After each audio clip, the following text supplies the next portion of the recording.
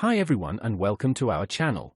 In today's video is about how to fix the installer has encountered an unexpected error installing this package. The error code is 2503 and 2502 in Windows 11, 10, 8 and 7.